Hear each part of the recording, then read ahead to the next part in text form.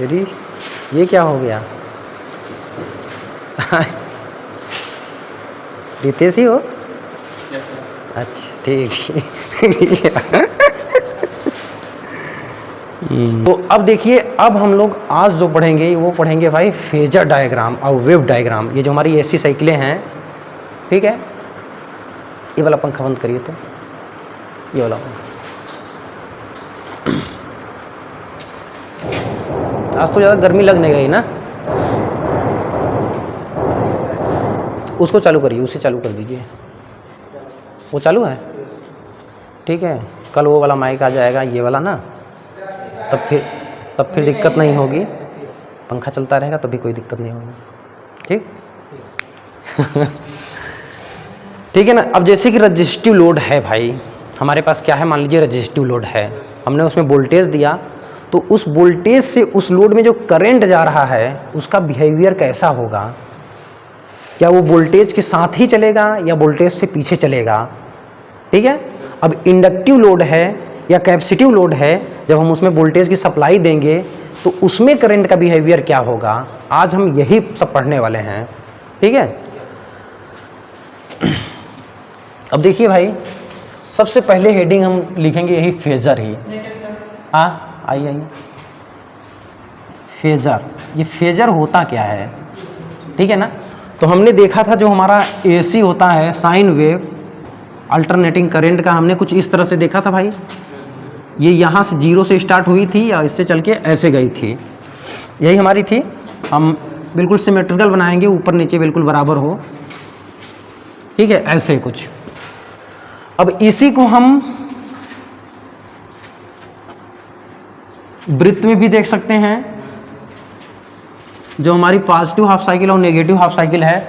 ये देखिए यहाँ पे हमारा ये जो होगा ना 0 वाला, ये रिफरेंस पॉइंट होगा। यहाँ पे 0 क्या हम लेते हैं भाई, रेफरेंस ना। रेफरेंस का मतलब यहाँ सहारा से आप समझ सकते हैं, हम एक सहारा ले लेते हैं कि यार हमें, अब जैसे कि मान लीजिए आपको कोई चीज़ बनाना है, पहले कुछ तो रेफरेंस लेंगे ना, कहाँ से शुरू करें, वही होता है रेफरेंस। मतलब हम शुरू कहाँ से करें, जहाँ से आप शुरू कर देते हैं वही रेफरेंस कहलाता है। हमारे लिए ये रेफरेंस था, है ना। कंपनी में जैसे आप जाएंगे कभी जॉब करने, तो पूछ लेते हैं यार किसके रेफरेंस से आए हो, किसके सहारे आए हो।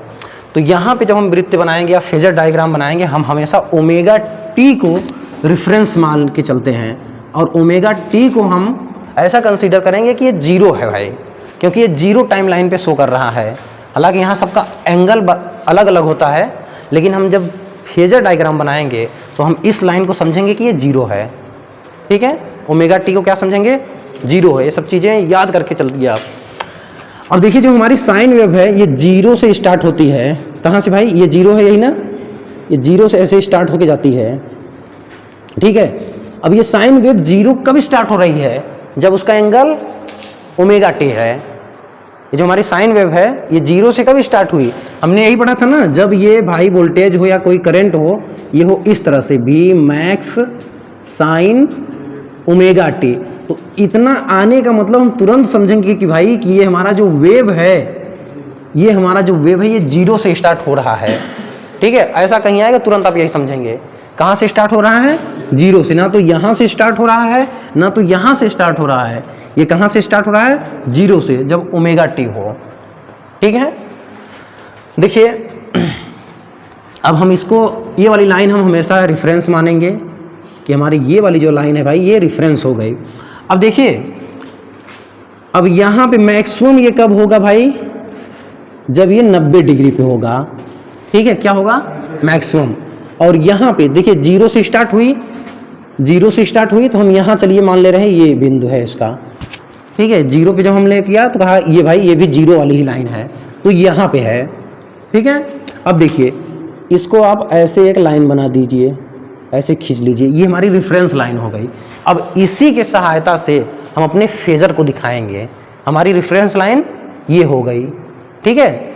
अब देखिए जब ये हमारा मान लीजिए टाइम इजकल टू 0 हम ले लिए, टाइम इजकल टू अगर आप 0 लेंगे तो साइन ये पूरा 0 हो जाएगा, ठीक है। टाइम 0 ले लीजिए या एंगल 0 ले लीजिए, दोनों एक ही बात है, ठीक है। मतलब 0 समय पे जब हम कुछ भी नहीं सप्लाई वगैरह ऑन किए हैं, जीरो टाइम पे हमारा जो वोल्टेज होगा वो कितना होगा भाई, जीरो होगा। यहाँ पे करंट वोल्टेज दोनों हो सकता है, चाहे आप करंट कहिए चाहे वोल्टेज कहिए, दोनों एक ही बात है, ठीक है ना, अभी समझने के लिए। बाकी हम अलग अलग जब प्योर रजिस्टिव सर्किट देखेंगे, प्योर इंडक्टिव सर्किट देखेंगे, प्योर कैपेसिटिव सर्किट देखेंगे, तो वहाँ पे करंट और वोल्टेज में एक अलग बिहेवियर दिखेगा आपको। लेकिन यहाँ पे समझने के लिए, क्योंकि दोनों ग्राफ खींचने का तरीका तो एक ही होगा ना, ठीक है। अब देखिए भाई, अब यहाँ हमने देखा जीरो टाइम पे ये जीरो वोल्टेज शो करेगा, ठीक है ना, कोई वोल्टेज नहीं रहेगा। अब चलिए कुछ समय बाद मान लीजिए ये यहाँ पे आ गया 45 एंगल पे, कुछ समय के बाद कितना आ गया भाई, ये 45 एंगल। तब हम देख रहे हैं हमारा फेजर जो है यहाँ शिफ्ट हो गया। अब इसको ऐसे लाइन खींचिए, ठीक है, या इसका ये पूरा पीक पॉइंट लेके आप यहाँ पे ना एक चाप लगा दीजिए पूरा ऐसे। तो आपको देखिए, पहले गोला बना लीजिए, ऐसे एक गोला बनाइए, ये हो गया, ठीक है। अब देखिए ये आपका आ गया मैक्सिमम मान, यहाँ तक है वोल्टेज, ठीक है ना। ये क्या है, ये लेंथ जो होता है, देखिए ये जितना बड़ा लेंथ होगा ये लेंथ ही दिखाता है इसके मान को, ठीक है। अब मान लीजिए हम वोल्टेज और करंट का फेजर खींच रहे हैं, ऐसे पे हमने ये लेंथ दिखा दिया और फिर यहीं पे हम करंट दिखा दिए ये, तो इन दोनों को देख के आपको यही पता चलेगा यार ये जो है ना, इसका मान जो है इस वाले से बड़ा है, ठीक है, इसकी लेंथ, इसकी लंबाई को देख के, ठीक है ना। जो फेजर की लेंथ होती है, जो इसकी लंबाई होती है, इसके मान को बताती है कि ये कितना बड़ा है कितना छोटा है, ठीक है ना। तो यहाँ पे जैसे आप इसको दिखा सकते हैं, ये हो सकता है ये 415 हो, ये 230 वोल्ट हो, छोटा बड़ा, ठीक है। लेंथ का जो साइज होता है, लंबाई होता है, वो क्या शो कराता है भाई, उसका मान कितना है। और ये जो एरो होता है उसके डायरेक्शन को शो कराता है। तो कुल मिला के यहाँ पे देखिए डायरेक्शन भी है और मैग्नीट्यूड भी है, तो ये क्या हो गया, एक तरह से वेक्टर हम दिखा रहे हैं। ये क्या कहेंगे, हम इसे वेक्टर कहेंगे, ठीक है। अब देखिए, अब यहाँ पे आया भाई, तो इसको ऐसे प्लॉट कर लीजिए, ठीक है। ये देखिए, इसका तो ये मैक्सिमम है, ये वाला यहाँ पे ये मैक्सिमम है, यहाँ पे ना 90 वाला है, ठीक है, ये 19 डिग्री। अब हम यहीं पे देख रहे हैं ये 45 हो गया, इसका आधा, ठीक है। देखिए पहले क्या मिला भाई, पहले आपको ये मिला, फिर हमारा जो है वोल्टेज बढ़ के यहाँ गया तो फिर ये मिला, फिर हमारा वोल्टेज बढ़ के यहाँ, फिर ये मिलेगा, फिर ये मिलेगा, ऐसे ही चलेगा ना। डायरेक्शन इसका इंपॉर्टेंट है, ये समझना कि हमारा जो ये फेजर का डायरेक्शन है ये किस तरफ मूव कर रहा है। तो हम पहले देखें, हमारा यहाँ जीरो था तो यहाँ पे जीरो, ठीक है, ये लंबाई हमको यहाँ पे मिली इस डायरेक्शन में। अब हमारा फेजर डायग्राम, अरे हमारा ये जो है वोल्टेज जैसे ही आगे बढ़ा यहाँ पे, तो यहाँ आया होगा, ये ऊपर उठ रहा है, दिख रहा है ना। फिर यहाँ पे आया 45 पे, फिर ये आ गया 45 पे, फिर यहाँ 90 पे आया, हमारा फेजर ये यहाँ पे आ गया, फिर ये यहाँ पे आएगा, फिर ये घूम के इधर आएगा, फिर ऐसे, फिर ऐसे, फिर ऐसे, फिर यहाँ आ जाएगा, 360 पूरा कर लेगा, और यहाँ पे ये इसका 360 यहाँ पूरा होगा। समझ में आ रहा है। तो कहने का मतलब ये है कि हमारा, हम देख रहे हैं जो फेजर हमारा है भाई, वो इस तरह से मूव कर रहा है, ठीक है। और ये घड़ी के विपरीत दिशा में, हमारी घड़ी ऐसे चलती है ना, ऐसे ऐसे ऐसे, घड़ी तो ऐसे ही चलती है, सही है। तो अगर कोई आपसे पूछे जो हमारी एसी क्वांटिटीज़ होती हैं, जब हम उसका फेजर डायग्राम खींचते हैं या बनाते हैं, तो उसका जो वेक्टर होता है वो किस तरफ मूव करता है, इधर घड़ी के विपरीत दिशा में, घड़ी के उल्टा दिशा में हमेशा वेक्टर, ये जो हमारा वेक्टर होता है ना, ये घड़ी के हमेशा विपरीत दिशा में से मूव करेगा ना। जो हमारा फेजर डायग्राम होगा वो किधर मूव करेगा भाई, ये जो हम बना रहे हैं, जो दिखा रहे हैं इस लाइन से, यही आपका फेजर होता है भाई, यही आपका फेजर है। फेजर डायग्राम को हम बस एक प्लेन पे एक रेखा से और एरो बना के दिखा देते हैं, वही हम बस क्या कहते हैं, फेजर, ठीक है। फेजर का मतलब बस एक लाइन, प्लेन पे लाइन खींच दीजिए, एरो से उसको प्रदर्शित कर दीजिए। और ये बहुत इंपॉर्टेंट है, ये आपको समझ में आना चाहिए, तभी सेकेंड ईयर में, अभी तो ये है ना, इसी में 4-5 ठो ऐसे दिखाई देंगे, ऐसे चलता रहेगा। अगर ये सिंपल नहीं समझ में आएगा, बस हमेशा याद, दिमाग में हमेशा आप इतना रखेंगे कि ये हमेशा एंटी क्लॉकवाइज में आगे बढ़ेगा। अब अगर आपसे मैं पूछूं, चलिए मान लीजिए कुछ देर के लिए ये आपका V1 है, ये आपका V2 है, ये आपका V3 है, तो बताइए भाई V2 आगे है या V1 आगे है? V2 आगे है ना, ठीक है, V1 जो है, ठीक है, पीछे है और V2 जो है आगे है। इसी को हम कहते हैं लीड करना। इसे हम क्या कहते हैं भाई? लीड करना। ठीक है, लीडिंग। क्या कहेंगे? लीडिंग। और कितने डिग्री से ये लीड किया भाई? तो आप कहेंगे 45।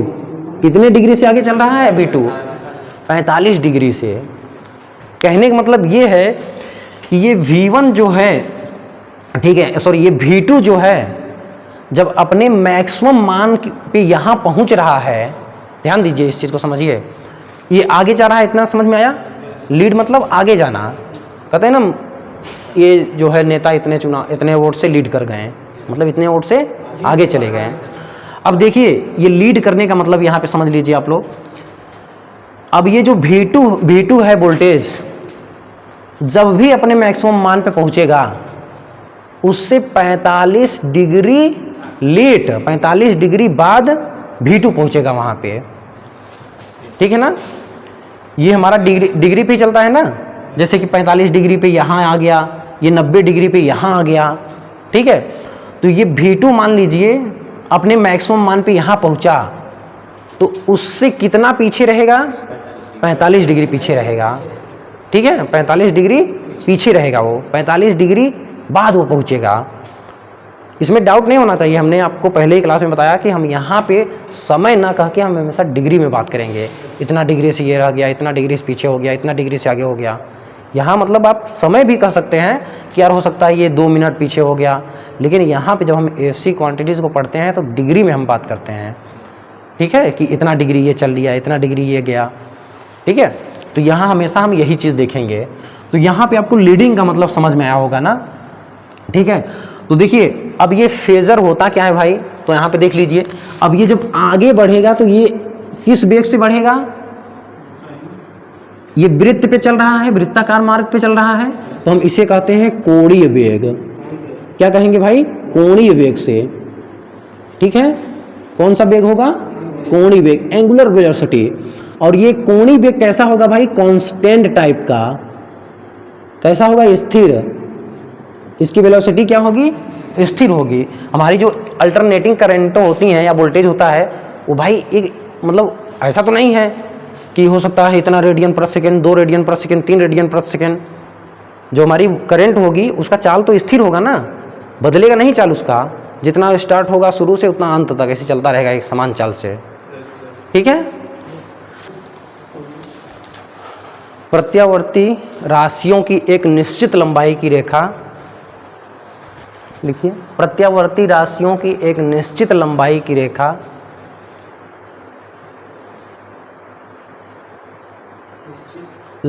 रेखा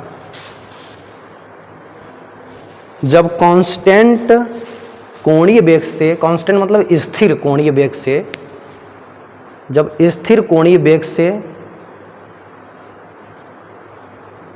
एंटी क्लॉकवाइज, एंटी क्लॉकवाइज का मतलब होता है घड़ी के विपरीत दिशा में।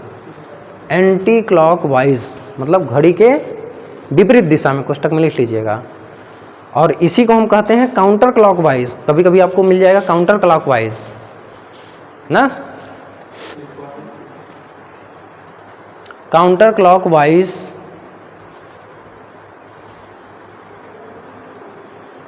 डायरेक्शन में रोटेट करती है तो, ठीक है, रोटेट करती है तो इस रोटेटिंग वेक्टर को फेजर कहते हैं। ठीक है, नीचे से लिखिए, फेजर की लंबाई, नीचे से लिखिए, फेजर की लंबाई प्रत्यावर्ती राशियों की, फेजर की लंबाई प्रत्यावर्ती राशियों की पीक वैल्यू तथा आरएमएस वैल्यू को, फेजर की लंबाई प्रत्यावर्ती राशियों की पीक वैल्यू तथा आरएमएस वैल्यू को बताती है। ठीक है ना, पीक वैल्यू तथा आरएमएस वैल्यू को बताती है। ऐसे नीचे लिख लीजिएगा। देखिए जैसे ये क्या है भाई, ये फेजर की लंबाई जो है ना, ये क्या है, फेजर की लंबाई। देखिए अगर मैं यहाँ पे देखिए 325 लिख रहा हूँ, अगर हम 300, देखिए ध्यान दीजिए, अगर मैंने फेजर की लंबाई 325 इस तरह से शो करा दिया भाई, तो हमारा जो 230 वोल्ट होगा, ये वोल्ट है ना, तो इस फेजर की लंबाई इससे कम होगी, ये सिर्फ इतना ही होगी। ठीक है, मतलब इससे छोटी ही दिखाएंगे आप ना। और ये जो एरो होता है ये किसके, इसके डायरेक्शन को शो करता है। ठीक है, चलिए ये चीज़ समझ में आया ना। तो हमारा जो फेजर होता है वो किस डायरेक्शन में भाई, एंटी क्लॉकवाइज डायरेक्शन में मूव करता है। एंटी क्लॉकवाइज डायरेक्शन में ही हम जाके पता करेंगे कि ये आगे जा रहा है कि पीछे जा रहा है ना। चलिए इसको मिटा दें, क्या मिटा दें?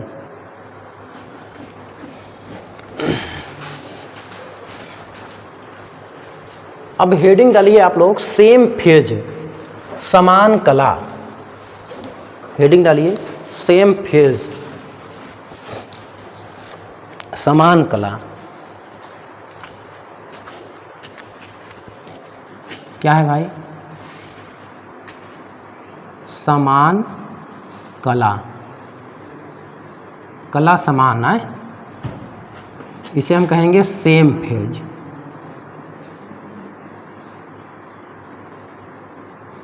सेम फेज, ठीक है।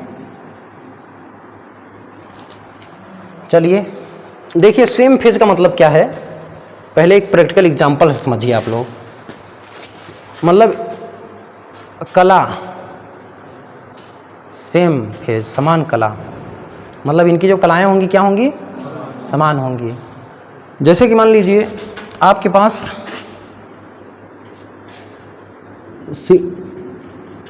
क्या है भाई, सीडी प्लेयर है ना, या कोई भी म्यूजिक वाला है सिस्टम, दो हैं, क्या हैं, दो हैं। एक का साउंड बहुत बड़ा है, मान लीजिए डीजे उजे होगा, और एक है छोटा सा स्पीकर वाला, ठीक है। अब इन दोनों में गाना हमें प्ले करना है। क्या करना है भाई, दोनों में सेम गाना प्ले करना है, सेम। और हम ऐसे मान लीजिए काउंट करेंगे, और दोनों में मतलब सेम, इसमें भी चिप इसमें भी चिप, दोनों में मान लीजिए समान ही लगा है, और सेम गाना भी प्ले करना है, और एक ही टाइम पे। समझ में आ रहा है? दो व्यक्ति हैं, चलो भाई 1 2 3 गिने, और इसको दबा दिए, इसको भी दबा दिए 3 ही सेकंड में। अब इसमें हमें क्या देखने के लिए मिलेगा, आवाज समान होगा क्या?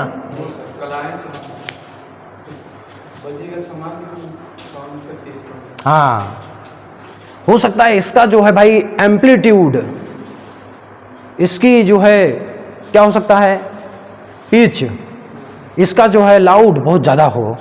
लेकिन ध्यान से अगर आप देखेंगे दोनों एक ही टाइम में चलेंगे, एक ही टाइम में ख़त्म होंगे ना। कहने का मतलब मैग्नीट्यूड कम बेसी हो सकता है, लेकिन दोनों साथ में जब ये कहेगा आजा तो वो भी कहेगा आजा उसी टाइम। लेकिन ये हो सकता है ये तेज से कहे आजा, ये कहेगा आजा। इसी को हम कहते हैं समान कला। और ये समान कला जब होगा तो हमारे पास क्या है भाई, करंट है, वोल्टेज है, ज़्यादा कुछ सोचना नहीं अभी।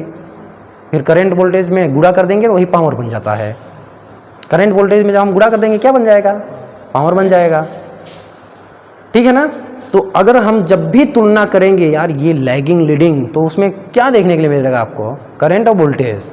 पूरा हर जगह लैगिंग लीडिंग जब देखेंगे तो वहाँ करंट और वोल्टेज ही दिखेगा, ठीक है। तो अब देखिए जो वोल्टेज होगा वो हो सकता है आपका डीजे हो, और करंट हो सकता है ये छोटा सा स्पीकर हो।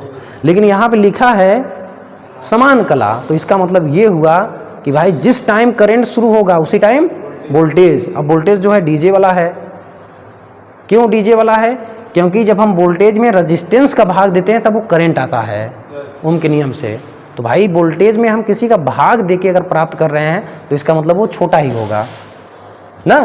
तो समान कला में हम क्या देख रहे हैं भाई, कि हमारी जो वोल्टेज है वो कैसे चलती है, ऐसे चलती है, ये ऐसे, यही वोल्टेज है ऐसी। अब हम अगर करंट दिखाएंगे इसी में, तो हमारा करंट भी यहीं से शुरू होगा और मैक्सिमम ये है और फिर ये मिनिमम है, फिर यहाँ ये मैक्सिमम, फिर यहाँ मिनिमम। तो करंट हमारा यहीं से शुरू होगा, लेकिन ये वोल्टेज में जब हम रेजिस्टेंस का भाग दिए हैं तब करंट आया है, इसलिए इसका मैग्नीट्यूड छोटा हो जाएगा। लेकिन ये जिस टाइम वोल्टेज जीरो होगा, जिस टाइम वोल्टेज मैक्सिमम होगा, उसी टाइम हमारा करंट भी जीरो होगा, उसी टाइम हमारा हाँ मतलब दोनों समान। देखिए यहाँ पे वोल्टेज मैक्सिमम हुआ, लेकिन ये ऊंचा क्यों है? क्योंकि ये बड़ा है, इसका मान बड़ा है, इसलिए यहाँ तक गया। ये करंट हमारा छोटे मान का है, इसलिए ये यही नीचे तक ही गया, ठीक है। लेकिन एंगल देख रहे हैं, जिस एंगल पे ये मैक्सिमम हो रहा है उसी टाइम उसी एंगल पे करंट भी, यहाँ पे वोल्टेज जीरो हो गया, यहीं पे आके करंट भी जीरो हो गया। मतलब दोनों साथ में चल रहे हैं, दोनों साथ में चल रहे हैं, बस ये वोल्टेज बड़ा है, ये छोटा है। ऐसे ही आप इधर दिखा देंगे, ऐसे यहाँ मैक्सिमम हुआ, फिर यहीं आके जीरो हो गया। ये क्या है भाई? इसे हम कहते हैं सेम फेज में, ठीक है। सेम फेज में क्या होगा भाई? हमारी प्रत्यावर्ती राशियां, ठीक है, प्रत्यावर्ती राशियां जैसे करंट और वोल्टेज क्या होंगे? उसी टाइम मैक्सिमम होंगे, उसी टाइम मिनिमम होंगे या जीरो होंगे, ठीक है। अगर इसको हम उसमें दिखाएं फेजर डायग्राम, ये जो है आपका वेव है ना, ये तरंग के रूप में हम इसको दिखाए हैं। ये क्या दिखाए हमने? तरंग। इसे हम कहते हैं वेव डायग्राम। इसे हम क्या कहते हैं भाई? वेव। अगर इसी चीज को, बिल्कुल यही चीज अगर हम सिर्फ फेजर के रूप में देखें, तब हम इसी चीज को कैसे दिखाएंगे? देखिए ये तो हुआ आपका वेव डायग्राम। अगर हम इसको फेजर के रूप में दिखाएं, अभी हम पढ़े ना फेजर डायग्राम इसका कैसा होगा? देखिए फेजर का मतलब क्या होता है भाई? एक निश्चित रेखा की लंबाई ना।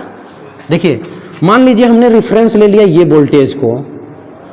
अभी हम बताएंगे कि किसी परिपथ का अगर आपको फेजर डायग्राम बनाना है तो रेफरेंस किसको लिया जाता है। यहाँ पे हमारा वोल्टेज बड़ा है तो हमने पहले वोल्टेज को रेफरेंस ले लिया, ठीक है। देखिए ये हमारा हो गया भाई वोल्टेज, ये क्या हो गया? वोल्टेज। अब देखिए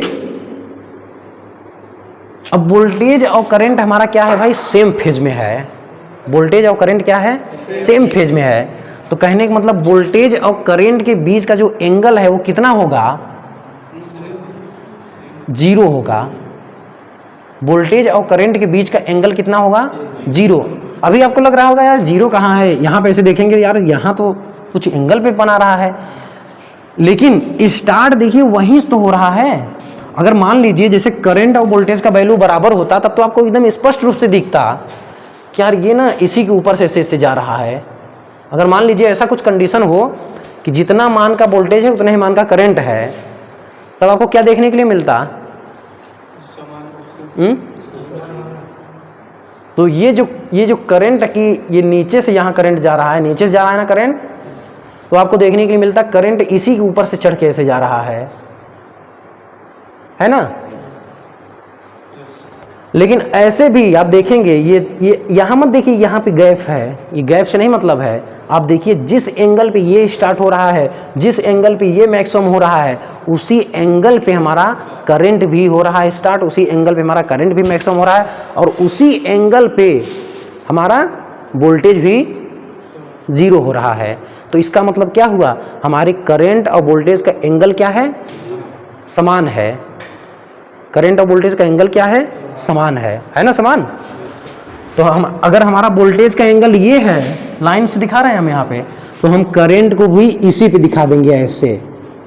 ये हमारा हो गया करंट। अब बस करंट को छोटा वेक्टर से दिखाएंगे और वोल्टेज को बड़ा वेक्टर से।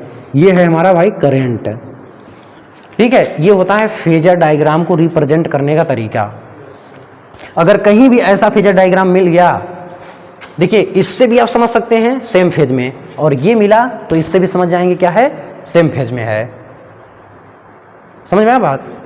इससे भी तुरंत, इसका मतलब क्या है भाई, जिस एंगल पे वोल्टेज चल रहा है बिल्कुल सेम टू सेम उसी एंगल पे हमारा करंट भी चल रहा है ना। करंट और वोल्टेज का एंगल समान है।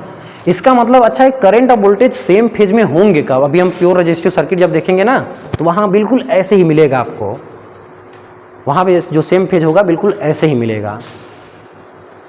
ठीक है, चलिए अच्छा इसको बनाइए और लिखिए। इसमें पहले सेम फेज हेडिंग डालें आप लोग, चलिए लिख लीजिए। लिखिए इस फेज में जिस टाइम वोल्टेज अपने मैक्सिमम तथा न्यूनतम मान को प्राप्त करता है, इस फेज में लिखिए भाई, इस फेज में जिस टाइम वोल्टेज अपने मैक्सिमम तथा न्यूनतम मान को प्राप्त करता है, उसी टाइम में करंट भी अपने मैक्सिमम तथा न्यूनतम मान को प्राप्त करता है। ठीक है, अब ये डायग्राम बना लीजिए आप लोग।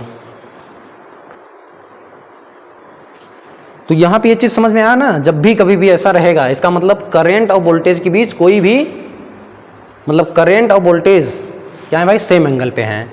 ठीक है, जिस टाइम, इसका मतलब यही है, हमेशा याद रखना है इस डायग्राम को, जिस टाइम वोल्टेज शुरू हुआ उसी टाइम हमारा करंट भी शुरू हो रहा है। टाइम लाइन सबका सेम है, देखो यहीं से करंट जा रहा है, यहीं से वोल्टेज जा रहा है ना, मतलब सेम फेज। इसी को हम कहते हैं इन फेज में। इन फेज मतलब वही करंट और वोल्टेज दोनों समान टाइम में चल रहे हो, मतलब तालमेल अच्छा है ना। डांसर का फेज कैसा होना चाहिए? डांसर जो डांस करते हैं सब कुछ मतलब सेम फेज में डांस होना चाहिए, है ना, आउट ऑफ फेज नहीं होना चाहिए कि एक लोग का बायां हाथ निकल रहा है तो एक लोग का दायां हाथ ना, बायां हाथ निकल रहा है तो बायां हाथ ही निकले ऐसे, इसी को हम कहेंगे सेम फेज। हाँ पीटी, सेम फेज में पीटी होती है। ठीक है,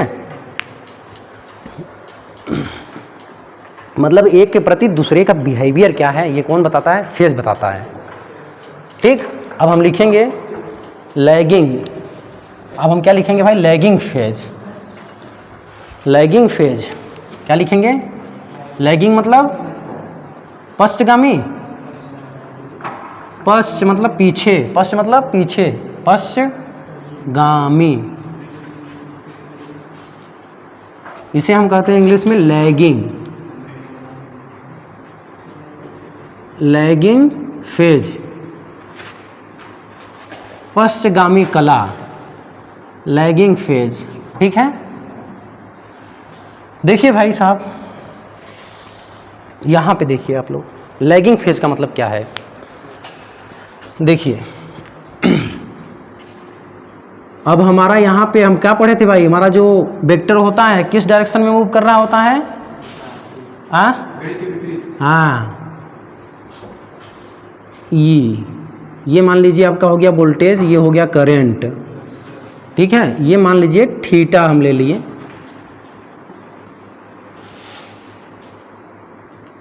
ये है करंट और ये है वोल्टेज। चलो भाई बताओ कौन आगे है कौन पीछे है इस चित्र में? ये चित्र मान लीजिए 1 है और ये चित्र नंबर 2 है। ठीक है, ये वाले चित्र में वोल्टेज आगे है करंट से, वोल्टेज आगे है ना, सही है, मतलब हम इसी डायरेक्शन में चलेंगे हमेशा, याद रखना इस डायरेक्शन में जो आगे है वही आगे रहेगा। और इसमें करंट, और करंट कितना डिग्री आगे है? थीटा, यहाँ पे थीटा है ना। ठीक है, कहने का मतलब ये है, देखो इस फेज में क्या होता है, वोल्टेज अपने, इस फेज में चित्र नंबर 1 से वोल्टेज अपने मैक्सिमम मान को जल्दी प्राप्त करता है और उससे थीटा डिग्री बाद करंट अपने मैक्सिमम मान पे पहुंचता है। समझ में आ रहा है? थीटा डिग्री बाद, जैसे कि वोल्टेज, मान लो वोल्टेज का मैक्सिमम मान यहाँ से बस्तरा मोड़ पे है, वोल्टेज चला बस्तरा मोड़ पे, वहाँ चलने में, और फिर करंट चला, वहाँ तक चलने में वोल्टेज कितना डिग्री तक चला? थीटा, उसके बाद फिर करंट चलेगा। ठीक है, थीटा डिग्री बाद। अब मतलब कि हर एक पॉइंट पे जो करंट होगा वो कितना डिग्री लेट होगा, थीटा डिग्री। अब जैसे कि मान लीजिए रितेश की स्पीड और इनकी स्पीड दोनों बराबर है, ठीक है, ये हमेशा अपने स्पीड में बराबर हैं। तो अगर ये भाई इनसे 1 घंटा पहले चले हैं कहीं, तो हर जगह 1 घंटा लेट ही होंगे ये। ठीक है, ये 1 घंटा आगे होंगे तो ये 1 घंटा पीछे होंगे। इसी प्रकार हमारा ये वोल्टेज भी है और ये करंट भी है। ये थीटा डिग्री अगर लेट हो गया है करंट, तो हर जगह थीटा डिग्री लेट ही पहुंचेगा, क्योंकि इनकी जो एंगुलर वेलोसिटी होती है वो बराबर होती है। ठीक है, इसका जस्ट उल्टा यहाँ पे होगा। ये हमारा देखिए इस चित्र में हमारा करंट जो है वो आगे है, हमारा करंट क्या है, आगे है, और वोल्टेज क्या है, पीछे है। ठीक है, तो ये समझ में आया ना। अब देखिए चित्र बना लीजिए आप लोग। यहाँ पे हम लिख दे रहे हैं,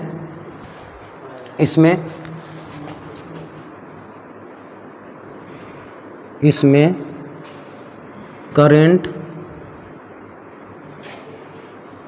वोल्टेज से थीटा डिग्री लैग कर रहा है। ठीक है, और इसमें लिख देंगे, इसमें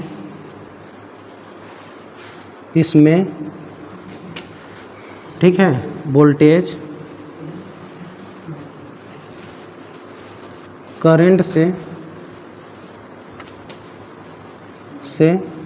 थीटा डिग्री लैग कर रहा है। ठीक है, ऐसे सिंपल आप लिख सकते हैं। यहाँ देखिए वोल्टेज जो है, सॉरी, ये करंट जो है वोल्टेज से थीटा डिग्री पीछे है, लैग मतलब पीछे, और इसमें आगे है। चलिए लिख लीजिए जल्दी से।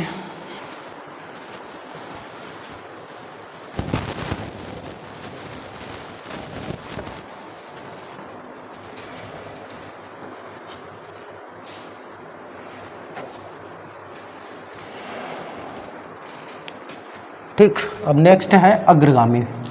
अग्रगामी कला, अग्र मतलब आगे ना,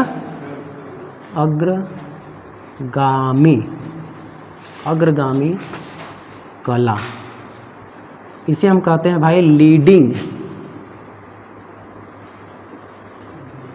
लीडिंग फेज।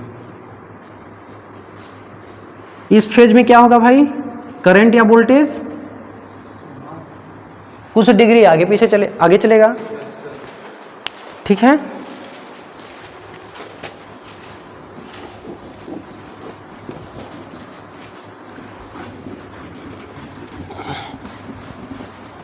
देखिए अब हम मान लीजिए हम यहाँ पे रेफरेंस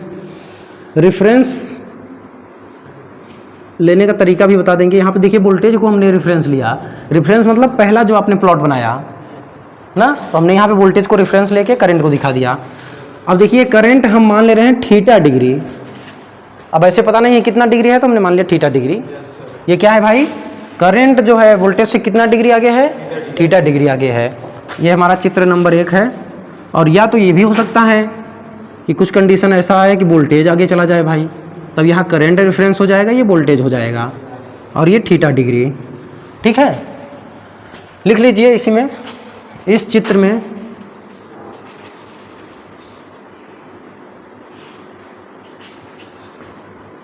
करंट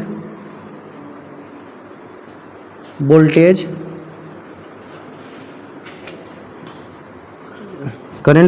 से थीटा डिग्री लीड करता है, कर रहा है, करता है, कुछ भी लिख लीजिए।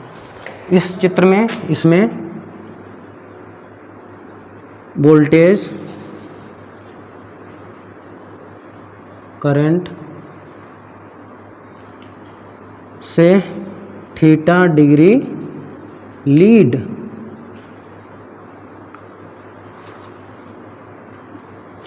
ठीक। अब देखिए यहाँ पे क्या है, इसका मतलब ये है कि भाई अपने मैक्सिमम मान पे करंट सबसे पहले पहुँचेगा, उसके थीटा डिग्री बाद जो है कौन पहुँचेगा, वोल्टेज। इसका मतलब यही हुआ ना, ठीक है।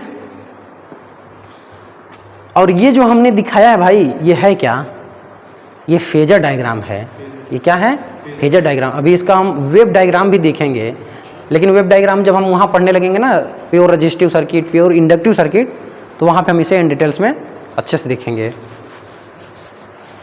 ठीक है। हो गया, चलिए आगे बढ़ते हैं।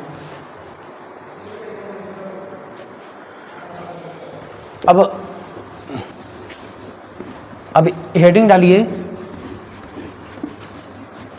अब रेफरेंस हम कैसे लेंगे ना, लिखिए किसी परिपथ का, लिखिए जल्दी जल्दी लिखिए, किसी परिपथ का फेजर, किसी परिपथ का फेजर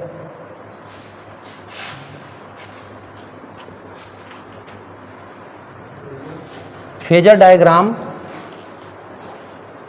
बनाने के लिए,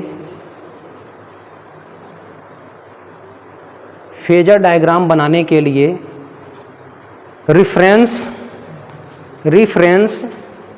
ऐसे लिख लीजिएगा, रिफरेंस उसी राशि को ली जाती है, रिफरेंस उसी राशि को ली जाती है जो उस परिपथ में समान हो, जो उस परिपथ में समान हो, ठीक है। फेजर डायग्राम बनाने के लिए जैसे कि जो परिपथ में समान हो, लिखिए जैसे कि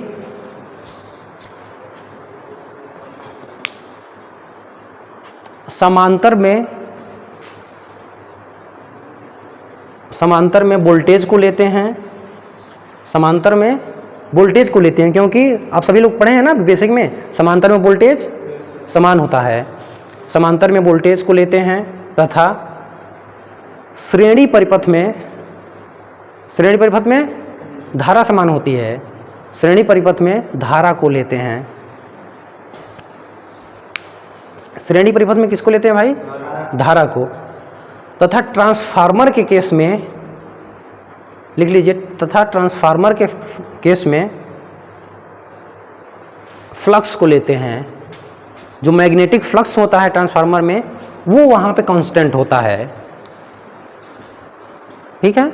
इसको ना अभी जो मैं लास्ट में लिखवाया हूँ, इसको ऐसे सर्कल बना, मतलब राउंड कर लीजिए, ये थोड़ा हाईलाइट रहे,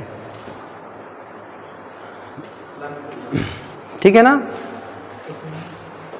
अगर सीरीज परिपथ होगा तो वहाँ पे करंट समान होगा, तो रेफरेंस ऐसे प्लॉट बनाते समय सबसे पहले, जैसे सीरीज का हम बना रहे हैं, सबसे पहले यहाँ करंट दिखा देंगे, ये हुआ रेफरेंस। अगर पैरेलल परिपथ है कहीं, ये सब मिलेंगे अभी आगे, पैरेलल परिपथ है तो यहाँ वोल्टेज पहले रेफरेंस में दिखा देंगे, ठीक है। अब हेडिंग डालिए, आज का लास्ट हेडिंग डाल लीजिए, कलांतर। हाँ, कलांतर, कलांतर,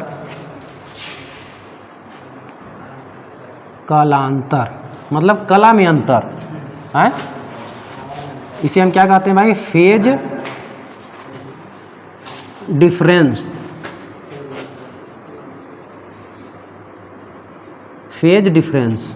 देखिए समान आवृत्ति वाली, लिख लीजिए, चलिए लिख लीजिए, लिख लीजिए, लिखते रहिए, समझते रहिए भाई।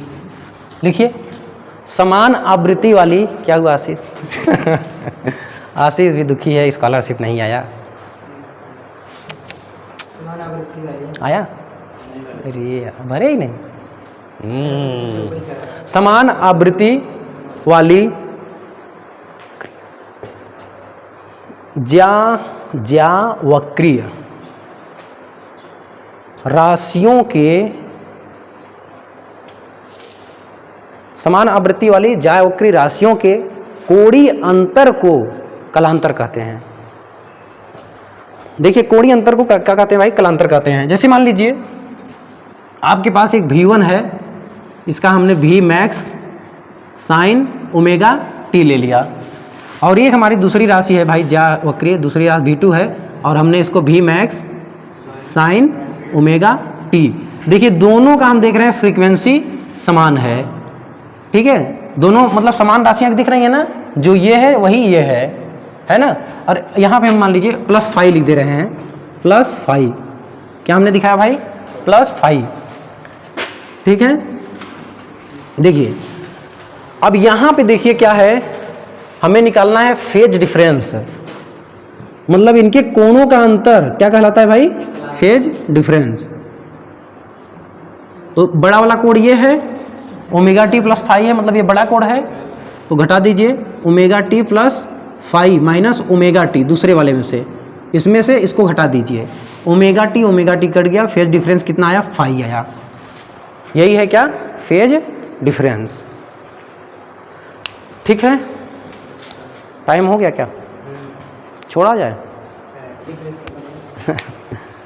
लिख लीजिए।